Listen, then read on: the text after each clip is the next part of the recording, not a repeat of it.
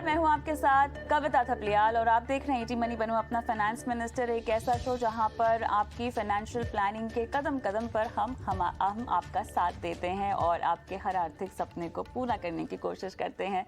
Show की शुरुआत करते हैं ऑन द शो के साथ।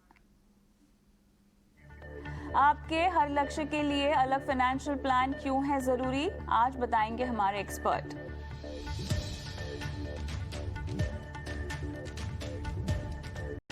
भाई की उच्च शिक्षा के लिए कैसे निवेश प्लानिंग करें, आज जानिए नुस्खा। वीकेंड पर रिलैक्स करने के बेहतरीन तरीके कौन से हैं, जानेंगे हैबिट कोच से।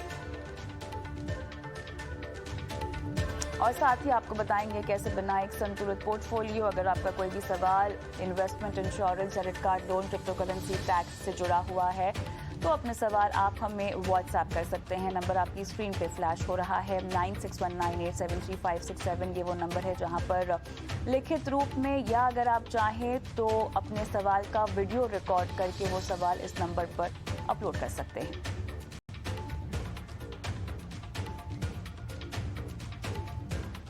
चलिए शो की शुरुआत करते हैं और आज सीधा शो की शुरुआत होने वाली है दर्शकों के सवालों के साथ। और हमारे साथ खास मेहमान के तौर पे आनंद राठी वेल्थ के डिप्टी सीईओ फिरोज अजीज जुड़ गए हैं। फिरोज, गुड इवनिंग, स्वागत है आपका। धन्यवाद, आप जुड़े शुक्रवार के दिन। और बहुत दर्शक हैं जो स्पेसिफिकली आपके लिए सवाल भेजते हैं और इस कड़ी में अवधेश मिश्रा हमारे साथ फोन लाइन पर हैं।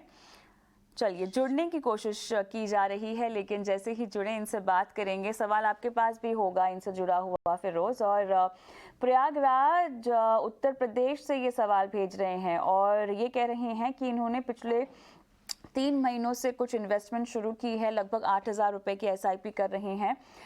फंड्स के नाम पीजीआई इंडिया फ्लेक्सी कैप है, क्वांट का फ्लेक्सी कैप है, कोटक इमर्जिंग इक्विटी है, एक्सिस का फ्लेक्सी कैप है, पराग पारेख का भी फ्लेक्सी कैप है। बहुत सारे फ्लेक्सी कैप फंड हैं इनके पोर्टफोलियो में। 15 साल में 50 लाख रुपए चाहिए। अपने पोर्टफोलियो पर ये सलाह चाहते हैं। जुड़ जाएं तो मैं इनसे जानना चाहूंगी कि केवल फ्लेक्सी कैप ने ही रणनीति बनाने के बारे में क्यों सोचा। लेकिन इनके सवाल पर जाऊं उससे पहले कहीं ना एक फेज था फिरोज, जहां पर हमने देखा कि फ्लेक्सी कैप को लॉन्च करने की होड़ तमाम एएमसीज में लगी हुई थी। जिस तरह से सेबी की नोटिफिकेशंस आई थी मल्टी कैप को लेकर और बाद में फ्लेक्सी कैप एक कैटेगरी को लॉन्च करने की बात कही। और उसके बाद क्योंकि एएमसीज ने इतना प्रचार किया, लोगों को फ्लेक्सी कैप एक बहुत बेहतरीन अपॉर्चुनिटी और मौका लगा निवेश करने का। लेकिन मुझे ये बताएं, जैसे कि हम देख रहे हैं अवधेश जी का भी पोर्टफोलियो है, इन्होंने फ्लेक्सी कैप पर पूरा तरह से अपना पैसा डाल दिया है, बहुत भरोसा भी दिखाया है। डाइवर्सिफिकेशन के लिहाज से एक आधा फ्लेक्सी कैप अगर आप रखें तो बात समझ में आती है। लेकिन इतने सारे फ्लेक्सी कैप क्यों गलत रणनीति हो सकती है और फ्लेक्सी कैप के प्रति क्या इतना प्यार भी सही है? कविता जी, आपने सही मुद्दा पकड़ा है सर के प्रश्न पे। मेरे हिसाब से इतनी फ्लेक्सी कैप की जरूरत नहीं है। ऑफ कोर्स फ्लेक्सी कैप इनके 5 स्कीमों में से 4 फ्लेक्सी कैप हैं। कई सारी कैटेगरी हैं, 10-12 कैटेगरीज हैं, उसमें 5 कैटेगरीज कैपिटल मार्केट की कौन सी साइज के स्टॉक्स खरीदते हैं उस आधार पे 5 कैटेगरीज बनी हुई हैं। बाकी स्ट्रेटेजी पे और 7 कैटेगरीज बनी हुई हैं। इन 5 कैटेगरी में एक फ्लेक्सी कैप में 4 फंड स्कीम डालना बिल्कुल मुनासिब नहीं है। ऑफ कोर्स फ्लेक्सी कैप के एडवांटेजेस हैं। एडवांटेज ये है कि पूरी डेलीगेशन आपकी निर्णय की फंड मैनेजर को दे दी जाती है, इसीलिए वो फ्लेक्सी जो वर्ड है, फ्लेक्सिबल कैप मतलब कैपिटलाइजेशन, मतलब साइज, कोई भी साइज की कंपनी में फंड मैनेजर अपने पैसे लगा सकता है कोई भी मात्रा में। तो ज्यादातर फ्लेक्सी कैप लार्ज कैप की तरफ झुकाव रखते हैं। तो इनकी जो 4 स्कीमें हैं, अगर हम इनको तोड़ के देखें कि ओवरऑल पोर्टफोलियो में लार्ज कैप कितना है, आई वुडंट बी सरप्राइज कि 60-70%, 80% भी लार्ज कैप में हो, क्योंकि इनके पास एक ही मिड कैप स्कीम है। हर कैटेगरी की अलग रणनीति होती है। तो मेरे हिसाब से कई सारी कैटेगरीज होनी चाहिए। फ्लेक्सी कैप एक जरूर होना चाहिए, बट ना कि 4 फॉर श्योर। जी तो फोन लाइन पे जुड़ नहीं पा रहे हैं फिरोज। चलिए अभी इसी बीच इनकी फाइनेंशियल प्लानिंग की हम शुरुआत कर लेते हैं। समय अच्छा है और लक्ष्य भी इनका अचीव हो सकता है, बशर्ते शायद निवेश बढ़ाने की भी ज़रूरत हो। लेकिन उससे ज़्यादा मुझे आप ये बताएं कि इनको अब डाइवर्सिफाई कैसे करना चाहिए। एक फ्लेक्सी कैप तो है जहाँ पे 3 मार्केट कैप का इनको एक्सपोजर मिला हुआ है। अब इसके बाद अलग डाइवर्सिफिकेशन के लिए किस तरह का फंड जोड़ना चाहिए? देखिए, अगर कैटेगरीज देखूं तो एक फ्लेक्सी कैप हो गया, फिर हम्म। उसके अलावा आपको मल्टी कैप कैटेगरी देखनी है। मल्टी कैप में फंड मैनेजर 25%, 25%, 25% तीनों कैटेगरीज में 25% डालना अनिवार्य है। उसके बाद जो 25% बचता है वो फंड मैनेजर की डिस्क्रिप्शन पे होता है। तो एक मल्टी कैप कैटेगरी अपनी आप जरूर शामिल कर सकते हैं। फोकस्ड कैटेगरी बहुत इंटरेस्टिंग कैटेगरी मैं इसको मानता हूं, क्योंकि इसमें फंड मैनेजर की हाई कन्विक्शन आइडियाज होती हैं। और 25 से 30 स्टॉक से ज्यादा, 30 तो लीगली नहीं डाल सकते और फंड मैनेजर, ज्यादातर लोग 25 स्टॉक रखते हैं। दूसरे फंड्स में 50-60 स्टॉक होते हैं। तो high conviction idea, so focus category has a little high risk but a large potential of generating alpha. अगर आप देखें लार्ज कैप कैटेगरी में फ्रैंकलिन ब्लू चिप एक अच्छा स्कीम है। वो एक दूसरी कैटेगरी होगी। और एक अनकन्वेंशनल कैटेगरी जो करंट मार्केट वॉलेटिलिटी में काम आती है वो है कॉन्ट्रा कैटेगरी। इसीलिए SBI contra, Franklin blue chip large cap में, ICICI Pru focused equity focus category में, Invesco India multi cap, HDFC flexi cap. ये स्कीम्स जो हैं एक अच्छा डाइवर्सिफाइड पोर्टफोलियो देगी across different categories with different unique selling propositions. जो आपने रेकमेंड किए हैं उसमें से मुझे पहला सवाल आपसे ये पूछना है कि एक तो फ्लेक्सी कैप है, उसके बाद मल्टी कैप भी रखना क्या जरूरी होगा? यस कविता जी, क्योंकि देखिए दोनों की ऑब्जेक्टिव सेम लगती है कि कोई भी कैटेगरी में डाल सकते हैं, बट मल्टी कैप में जो हार्ड कोडेड रूल है कि उसमें 25% स्मॉल कैप रखना ही है, वो एक अच्छा रूल है। और मिड कैप में 25% रखना है, लार्ज कैप में 25% रखना है। ज्यादातर मल्टी कैप के फंड मैनेजर जो बचा हुआ 25 है वो लार्ज कैप में डालते हैं, बट फ्लेक्सी कैप का झुकाव ज्यादातर लार्ज कैप में होता है। दोनों की ऊपरा ऊपरी देखो तो ऑब्जेक्टिव सिमिलर लगती है, but I think if you go into integrity, अंदर झांक के देखते हैं तो अच्छा खासा डाइवर्सिफिकेशन मल्टी कैप में मिलने को देखने को मिलता है। फिरोज, फोकस्ड फंड क्या नए निवेशक के लिए थोड़े से रिस्की नहीं होंगे, या आपको लगता है कि ये काफ़ी बेहतरीन मौका है जब आप फंड मैनेजर्स को पैसा कमाने का मौका देते हैं? लेकिन अब सवाल भी यहाँ पर उठता है कि क्या उतने फंड मैनेजर काबिल हैं? आई थिंक मेरे हिसाब से कविता जी, देखिए क्या है कि फंड मैनेजर की जो काबिलियत है वो एक निहत्था आदमी नहीं होता, उसके पीछे बहुत सारे एनालिस्ट होते हैं। तो अगर हम देखें तो 10, 12, 15 एनालिस्ट तो टॉप कंपनीज में होते ही हैं, और हर सेक्टर का एक एनालिस्ट होता है। तो I think high conviction fund manager की आइडियाज लेना अच्छी बात है। लोग सेक्टर फंड लेके हाई रिस्क हाई रिटर्न कमाने की सोचते हैं, वो इससे 3 गुना ज्यादा रिस्क मैं मानूंगा। तो अगर आपको थोड़ा हाई रिस्क चाहिए, थोड़ी हाई रिटर्न चाहिए, तो focused is a more optimal risk reward ratio than a sector fund. अब कॉन्ट्रा फंड को जरा आप समझाएंगे? यस कविता जी, देखिए कॉन्ट्रा फंड वो होते हैं जो ज्यादातर कॉमनली स्टॉक्स जो दूसरे फंड मैनेजर नहीं खरीद रहे हैं। ये कॉन्ट्रा का ये शॉर्ट फॉर्म है। कॉन्ट्रा एक कॉन्ट्रेरियन का शॉर्ट फॉर्म है। कॉन्ट्रेरियन मतलब जो भी नॉर्मल कर रहे हैं, भेड़ चाल से अलग कॉन्ट्रेरियन व्यू के स्टॉक्स होते हैं। तो ये एक बहुत कॉम्प्लीमेंट्री नेचर लाता है पोर्टफोलियो में, क्योंकि बाकी सब एक तरह से स्ट्रेटजी होती है, ये थोड़ी उल्टी सी स्ट्रेटजी होती है। तो एक रिस्क मिटिगेशन, नेगेटिव कोरिलेशन थोड़ा सा जरूर होता है। So it is definitely good. आप देखें लास्ट 10 साल में मार्केट कहीं गई नहीं है। 18,500 तक पहुंची थी अक्टूबर 18 को लास्ट ईयर।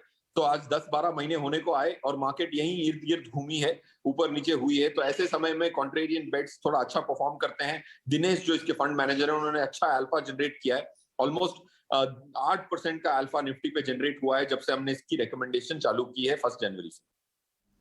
चलिए, तो ये तमाम फंड्स और ये एक सधी हुई रणनीति पोर्टफोलियो में रेकमेंड की जा रही है। अप्रॉक्सीमेटली अवधेश को अपना निवेश कितना बढ़ाना पड़ेगा फिरोज? क्या ये कैलकुलेशन आप देंगे क्या?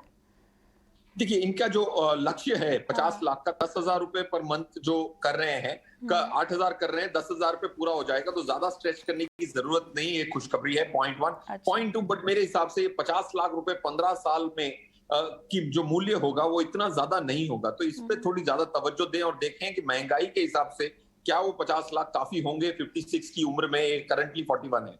तो उस पर थोड़ा देखें, और 8,000 को 10,000 करना, आई think it's not such a stretch. Okay. But the good news is targets can be met. चलिए अवधेश, आपकी पूरी पोर्टफोलियो की प्लानिंग कर दी गई है। फोन लाइन पर आप हमारे साथ है नहीं, इसलिए आपसे हम सवाल नहीं ले पाए, लेकिन ये शो आप देख सकते हैं यूट्यूब पर और अपनी सलाह नोट डाउन कर सकते हैं। इस बीच फिरोज, अविनाश हमारे दर्शक गुड़गांव हरियाणा से हमारे साथ फोन लाइन पर हैं और इन्हें अपने भाई की उच्च शिक्षा के लिए पैसे जोड़ने हैं। अविनाश नमस्कार, क्या करते हैं? ओहो, अभी अभी इनकी फ़ोन लाइन कट गई है, लेकिन चलिए जब तक ये भी हमारे साथ फ़ोन लाइन पर आते हैं, इन्हें अपने भाई की भविष्य के लिए और उच्च शिक्षा के लिए पैसे जोड़ने हैं। इनकी सैलरी लगभग 50,000 रुपए है। पूछ रहे हैं कि कितना निवेश करें और कहाँ करें। फ़ोन लाइन पर आएँ तो मैं जानना चाहूँगी कि कहाँ निवेश करने के लिए जानना होगा कि कितनी राशि ये निवेश कर पाएंगे। बहरहाल जब तक अविनाश हमारे साथ फ़ोन लाइन पर आते हैं, कितना ज़रूरी होगा एजुकेशन जैसे गोल को लेकर प्लानिंग करने में इन्फ्लेशन को काउंटर करना? कविता जी, इसमें आपके प्रश्न में काफी सारे पहलू आपने टच अपॉन किए हैं, तो मैं थोड़े एक दो को टच करना चाहूंगा। पहले तो इन्फ्लेशन, महंगाई, एजुकेशन की महंगाई काफी ज्यादा है इंडिया में, और वो बहुत कैचअप कर रही है। हायर एजुकेशन और इनफैक्ट आज की डेट में स्कूलिंग की भी बड़ी टेंशन है, और जो कॉस्ट एस्केलेशंस हो रही हैं वो काफी एक्स्ट्रोनॉमिकल हैं, और लोगों को शिक्षा के प्रति ज्यादा जागरूकता फैलने से उनको अच्छी स्कूलों में जाना है, अच्छी कॉलेजों में जाना है, तो डिमांड सप्लाई मिसमैच हो चुकी है। तो महंगाई ज्यादा इसमें आपको मात देने की इस स्पेसिफिक लक्ष्य में काफी ज्यादा प्रेशर आ सकता है महंगाई का। Point one. तो आपको अगर फैक्टरिंग करना है महंगाई, तो 9 से 10% की महंगाई फैक्टरिंग करें, ना कि 5 से 6 जो नॉर्मल महंगाई होती है। That's point two. Point three, अगर एजुकेशन के लिए पैसा इकट्ठा कर रहे हैं तो जरूर ये याद रखें, हायर एजुकेशन के लिए कर रहे हैं तो आप पूरे पैसे इकट्ठे करने की जरूरत नहीं है, क्योंकि इंडिया में भी शिक्षा के प्रति बहुत ज्यादा झुकाव है। तो होम एजुकेशन लोन मिलता है, और एजुकेशन लोन पे टैक्स बेनिफिट्स भी मिलती हैं। तो आपके बच्चे को, मतलब आपके भाई को जो 10 साल के हैं, तो और अगर 8-9 साल हैं हायर एजुकेशन में जाने के लिए, उनको ये समझना जरूरी है, उनको समझाना जरूरी है बच्चों को कि आप आगे चलते हुए अपने बलबूते पे 80-90% की पढ़ाई करेंगे तो एक रिस्पॉन्सिबल स्टूडेंट बनने की संभावना बढ़ जाती है। रहा सवाल इनके जो 50,000 रुपए की जो कमाई है, उसमें से इन्होंने ये भी पूछा है कि कितना उनको बचत करनी चाहिए। मैं तो मानता हूं कि 20 से 25% मिनिमम बचत होनी चाहिए। सो 10 से 12,000 इनको साइड में रखने चाहिए इन्वेस्ट करने के लिए। ये लक्ष्य या दूसरे लक्ष्य भी इनके हों तो करना चाहिए। तो 28 लाख रुपए इनके इकट्ठे हो सकते हैं 12% की रिटर्न में 10 सालों में। चलिए, इस बीच अविनाश हमारे साथ फोन लाइन पर भी जुड़ गए हैं। अविनाश, आप ही के सवाल पर जवाब दे रहे थे फिरोज, आपका फ़ोन कट गया जब तक हमने आपका सवाल लिया। बहरहाल जानना चाहूँगी 50,000 की सैलरी में आप कितना निवेश कर पाएंगे?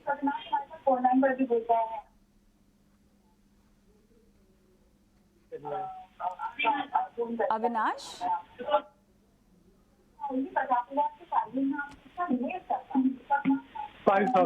अविनाश अपनी टीवी की आवाज़ आप बंद कर देंगे और मुझसे फ़ोन पर बात करेंगे प्लीज़।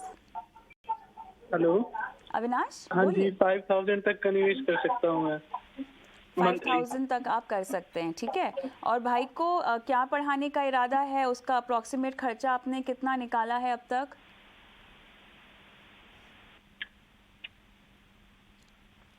अविनाश, हाँ जी, बोलो, रिपीट करना।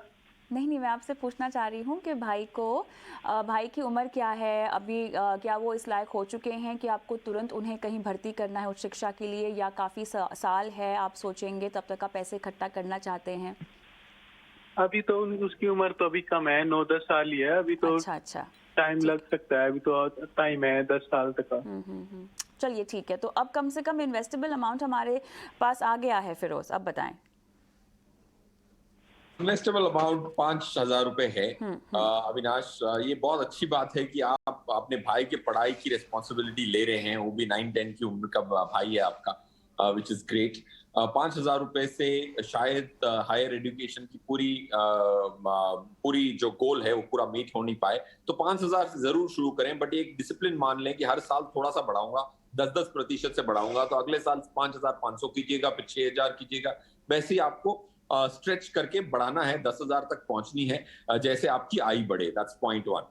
पॉइंट टू, इसके लिए आपको 4-5 स्कीम्स बताता हूं। आप 5 स्कीम्स ले लें 5,000 रुपए के लिए, फिर टॉप अप करते जाइएगा।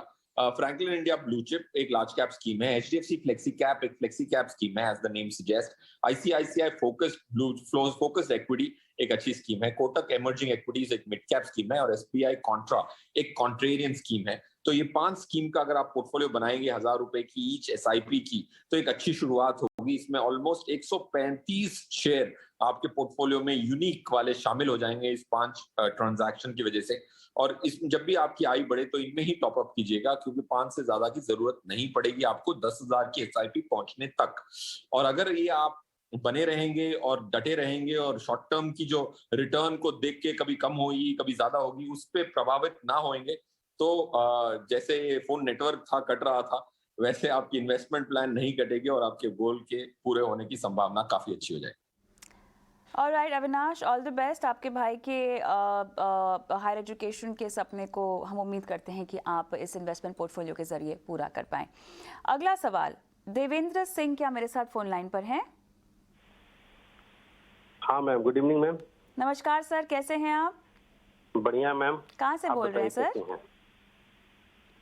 मैं जयपुर से बोल रहा हूँ मैम। जयपुर से बोल रहे हैं, बताइए सर। मैम मैंने अपना पोर्टफोलियो भेज रखा है रेडी आपको। जी। तो मेरी क्वारी थी, मैंने टारगेट भी दे रखा है। तो मेरा अभी करंट जो पोर्टफोलियो वैल्यू बन रही है वो बन रही है 22 लाख के आसपास। अच्छा, जो मैंने प्रीवियसली इन्वेस्टमेंट कर रखा है उसके बिहाफ पे। ओके, कब से कर रहे हैं ये निवेश? कब से कर रहे हैं? मैम मेरा एज 43 है, नॉट 53। अच्छा, हम अभी इसको ठीक कर देते हैं। थैंक यू बताने के लिए। आप निवेश कब से कर रहे हैं? मैम मैं पिछले 6 साल हो गया मेरे को, मैं तो हर साल बढ़ाता जा रहा हूँ अमाउंट 10% जो आप लोगों का फार्मूला है उसके यहाँ पे। तो लास्ट 6 ईयर से कर रहा हूँ मैं। ठीक है, काफ़ी योजनाबद्ध तरीके से आपने अपने गोल्स हमें लिस्ट आउट करके दिए हैं। आपको पता है कितने साल में कितना लक्ष्य आपको चाहिए।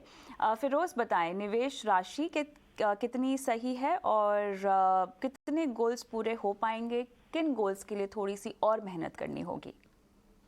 आई थिंक देवेंद्र जी ने बहुत अच्छी प्लानिंग की है। पूरे गोल्स लिस्ट डाउन किए हैं, 5 अलग गोल हैं, 2 बच्चे हैं तो उनकी एजुकेशन दोनों की। So I think it's a great plan. और आपने इतने सालों से इन्वेस्ट करके आप 20-22 लाख का पोर्टफोलियो बना चुके हैं, तो इसमें से गोल्स आपको अगर पूरे पूरे करने हैं तो थोड़े कम पड़ेंगे। बट ये जो आपने कहा जो फॉर्मूला है हर साल बढ़ाने का, जो एक प्रैक्टिकल फॉर्मूला है, क्योंकि आय भी हर साल बढ़ती है, तो उसमें हो सकता है। बट आपको अगर ये पूरे गोल आज ही अगर एसआईपी करनी होती तो आपको 63,000 की 12% पे रिटर्न चाहिए, और 12% की रिटर्न पे 63,000 की एसआईपी चाहिए, जो कि आज की करंट अमाउंट 25,000 जो है उससे कई ज्यादा है। बट अगर आप 14% की रिटर्न देखते हैं तो ऑलमोस्ट 48,000 में यही काम हो जाएगा। तो अगर आप 48,000 की एसआईपी करते तो, बट जाहिर सी बात है आज आप शायद कर पाते तो कर ही रहे होते। तो हर साल आप जो 10% का फॉर्मूला यूज कर रहे हैं उसको 15-20% बढ़ाने की कोशिश करें, तो ये लक्ष्य पूरे हो जाएंगे। और अच्छी बात यह है कि मुझे लगता है कि आपने महंगाई को भी फैक्टर इन अच्छी तरह से किया है। रिटायरमेंट के लिए 2 करोड़ रुपया 18 साल बाद एक अच्छी अमाउंट होगी, वरना काफी लोग 1 करोड़ 50 लाख की टारगेट करते हैं। So I think that's definitely possible. रहा सवाल आपके पोर्टफोलियो में, मेरे हिसाब से एसेट एलोकेशन 80 और 20 का होना चाहिए, 80% इक्विटी और 20% डेट। इसकी ये करने से आपको 12-13% की रिटर्न तभी मिल पाएगी जब आप 80% इक्विटी में रखेंगे। और आपकी स्कीम्स जो हैं उसमें से जो एग्जिट करनी है, आदित्य बिरला की 2 स्कीम्स जो इंडेक्स फंड है और एक फ्लेक्सी कैप है। इंडेक्स फंड पे हमारा विश्वास कम है क्योंकि उसमें अल्फा 0 होता है। बाकी अगर सही से चुनाव करो तो 2-3% का निफ्टी से अधिक अल्फा मिलने की संभावना होती है। तो आदित्य बिरला एसएल सन लाइफ निफ्टी, सन लाइफ का जो निफ्टी 50 इंडेक्स फंड है उसको एग्जिट करना चाहिए। आदित्य बिरला का फ्लेक्सी कैप एग्जिट करना चाहिए। ICICI का global advantage fund is not in our recommendation. Kotak multi cap को एग्जिट करना चाहिए। Parag Parikh flexi cap, Axis long term equity, Aditya Birla Sun Life equity savings fund. तो 3 आदित्य बिरला के स्कीम्स आपको एग्जिट करने चाहिए हमारे हिसाब से। जो फंड्स आप अपने पोर्टफोलियो में शामिल कर सकते हैं इन 7 के अलावा, इनको निकाल के, वो है HDFC flexi cap, SBI focused equity, Kotak emerging equity, कॉन tax plan, Invesco India multi cap and SBI contra fund. ये 6 स्कीम्स ज्यादा कंटेम्प्रेरी हैं, इनको हमने फ्यूचर पर्सपेक्टिव से चेक किया है, तो इनकी संभावना फ्यूचर परफॉर्मेंस की थोड़ी सी ज्यादा है with respect to the ones you are exiting. चलिए Devendra ji, all the best आपके इन्वेस्टमेंट के लिए। आपको फिरोज ने काफ़ी विस्तार से बता दिया क्या बदलाव करने की ज़रूरत है। इसी के साथ फिरोज, बहुत बहुत धन्यवाद, समय निकाला और ख़ास पेशकश में दर्शकों की आज की फाइनेंशियल प्लानिंग की है। Thank you.